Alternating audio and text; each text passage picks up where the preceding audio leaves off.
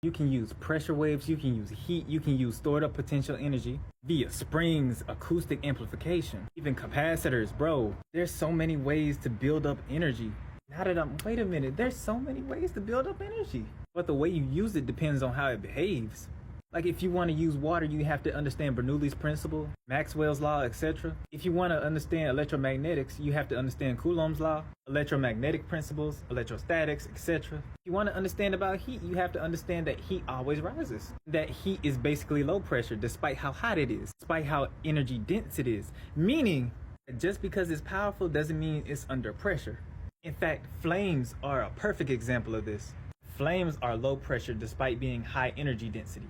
The air molecules are more further away than ambient air. Yes, they may be quicker and faster, but there's still less energy in that space than the ambient space around that flame.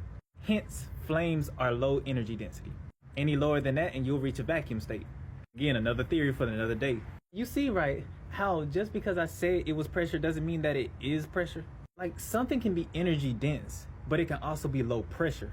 Meaning that the inverse could also be true. And we are the examples of that. We're at extremely high compression, but our energy density is low. Very low. Don't even get me started on constructive and deconstructive interference. Once we start getting into wave particle physics, oh, you know we've crossed that threshold now. Like the fact that everything in our universe could theoretically be both a particle and a wave at the same exact time implies so much. And I am not finna step into the ring of quantum state, even though I did partially, but still, not in this video, but the previous one. How exhilarating, I'm getting excited. Before we get into particle physics, if you were wondering, a low energy density and a low pressure is basically electrostatic shock that you would get from a trampoline. High energy density at high PSI is exactly what you'll get from a jet engine. So yeah, those are neat comparisons. Yay! And now we're finna get into particle physics in the next one.